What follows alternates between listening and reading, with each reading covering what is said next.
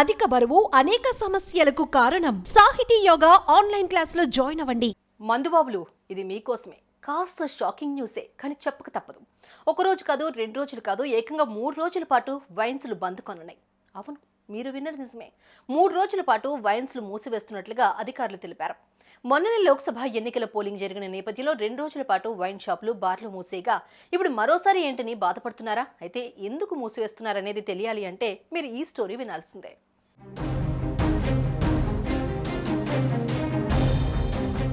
గత కొన్ని రోజుల కిందట లోక్సభ ఎన్నికల నేపథ్యంలో కొన్ని రోజుల పాటు వైన్స్లు, బార్లు మూసివేసిన విషయం తెలిసిందే.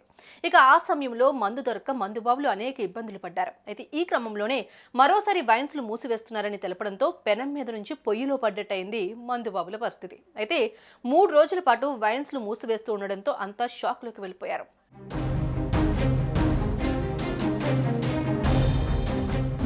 సోమవారం ఉమ్మడి ఖమ్మం, వరంగల్, నల్గొండ పట్టభద్రుల ఎమ్మెల్సీ ఉప ఎన్నికల పోలింగ్ జరగనున్న విషయం తెలిసిందే. ఈ క్రమంలోనే శనివారం సాయంత్రం నుంచి ఏకంగా 3 రోజుల పాటు వైన్స్లు బంద్ చేయాలని ఎన్నికల సంఘం ఉత్తర్వులు జారీ చేసింది. దీంతో పాటు బార్లు కూడా క్లోజ్ చేయాలని పేర్కొంది. దీంతో మే 25 నుంచి 27 వరకు మద్యం షాపులు మూతపడనున్నాయి. మరో విషయం ఏంటంటే మద్యం షాపుల మూసివేత కేవలం ఎమ్మెల్సీ ఎన్నికల పోలింగ్ జరిగే జిల్లాల్లో మాత్రమే ఉంటుందని కూడా తెలిపారు. ఎన్నికల నేపథ్యంలో ఎలాంటి అవాంఛనీయ ఘటనలు జరగకుండా అధికారులు ఈ నిర్ణయం తీసుకున్నట్లు తెలుస్తోంది.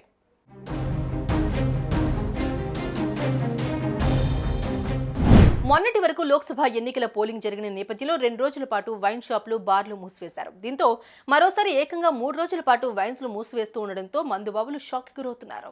సుమన్ టీవీలో మీ పర్సనల్ అండ్ బిజినెస్ ప్రమోషన్స్ కోసం కింది నెంబర్కి కాంటాక్ట్ చేయండి.